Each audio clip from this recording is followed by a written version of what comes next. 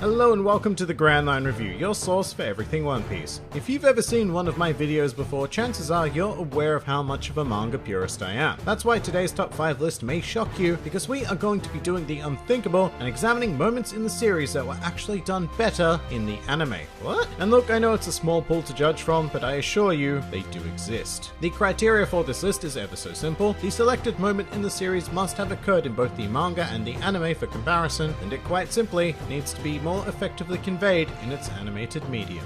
Easy as. So with that out of the way, let's begin. Welcome to the top 5 times the anime outperformed the manga. Number 5. Underworld Emperors, the musical.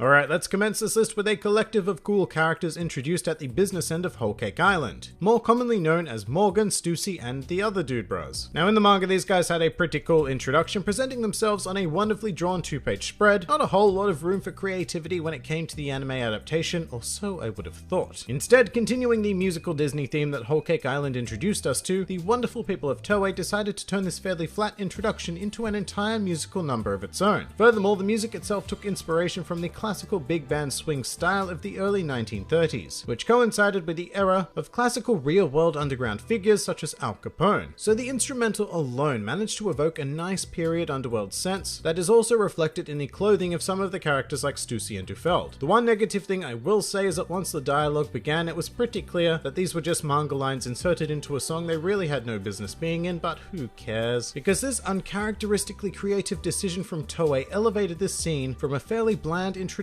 into a highly memorable and for the most part wonderfully animated scene that certainly outdoes its manga counterpart. Number 4.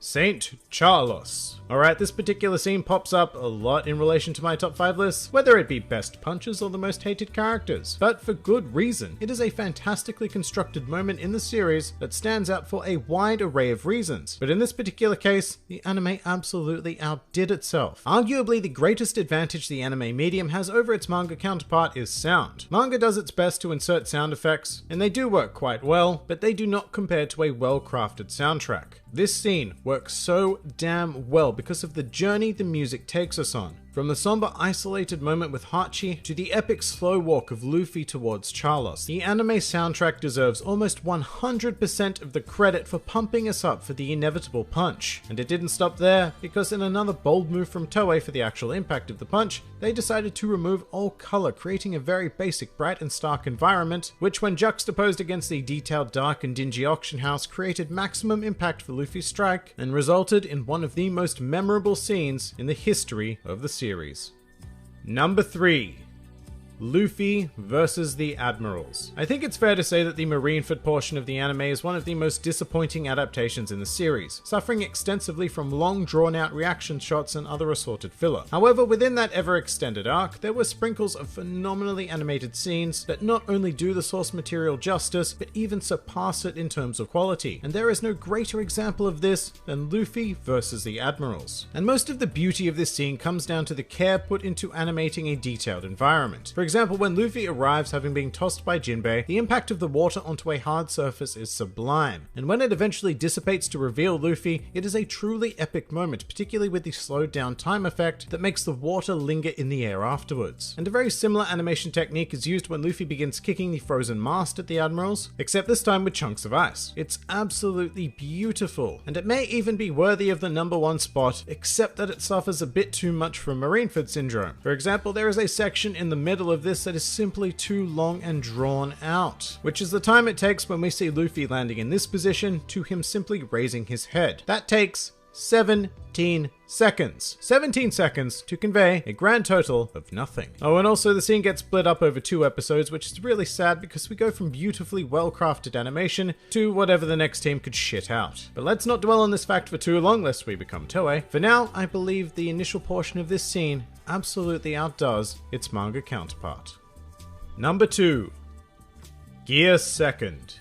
When this moment first appeared in the manga, it was mind-blowing, and as a result, the anticipation for seeing it animated was pretty damn high, and it exceeded my expectations. And just to be clear, what I'm referring to is the advent of Gear 2nd, as well as the ensuing fight against Blueno. Firstly, I thought that Luffy's coloring in Gear form was very well done by Toei, managing to find this wonderful tint of raw fleshy pink. But they also completely nailed how shiny Luffy's body becomes when using the technique. However, where they managed to exceed all expectations from me is rather simply how they conveyed the speed of Gear 2nd. Luffy's attacks came at a pace never before seen in the anime, and with the accompanying sound effects, it really makes you feel like these strikes are landing hard and fast. And the ridiculous thing is, the animation is far more simple than anything I've discussed on the list so far. What Toei managed to master in this scene is the art of pacing. Shots didn't linger, and so hard cuts became frequent, which went a long way to evoking the pure speed and impact of what was happening on screen. It is a near perfect adaptation that takes the source material and elevates it using all of the unique tools of the animated medium. If all of One Piece were adapted with the actual impact of the scene in mind like this, then it would undoubtedly be one of the greatest anime in all of history. But for now, I'll settle on this scene being a rare example of a moment in Toei history where they surpassed the manga. Number 1. The Defeat of Crocodile. Now, I am more than likely looking at the scene with my nostalgia glasses on, but as a young teenager, I watched this episode over and over and over and over and over and over and over and over and over again. Everything about it had me hooked, from the glorious animation of Luffy soaring into the air to the classical music and even tiny details like the gruffness of Crocodile's voice as he yelled his final attack. And once again, I find myself praising the sound design, this time particularly for Luffy's punches as part of the Gomu Gomu no Storm. There's something about the particular sound they use that makes each individual punch feel so heavy, which was sorely needed when we're talking about punching one of the 7 warlords of the sea through solid bedrock. And in terms of brilliant visuals, you really can't go past the tracking shot of Luffy's punch, which bursts through the sand and lands ever so satisfactorily on Crocodile's face. To me, reading this scene in the manga is downright disappointing compared to my memory of how it played out in the anime. Both of them, by the way, because when they reanimated this scene in episode of Alabasta, it was still absolutely fantastic. Some may even argue better than the original. I wouldn't, but some might. In either case, this scene is the epitome of what an anime adaptation should strive for: to take the structure of the source material and bring it to life. And that is why the Defeat of Crocodile stands at the top of this list. But that pretty much does it for the top 5 times the One Piece anime outperformed the manga. If you enjoyed this video, then feel free to like, favorite, or subscribe. And if you are in any way keen on supporting this independent channel, then please do check out my Patreon, Discord server, or Twitter, the links to which are in the handy description below. And finally, please do comment with your own chosen moments where the anime outdid the manga. This has been the Grand Line Review, and I'll see you next time.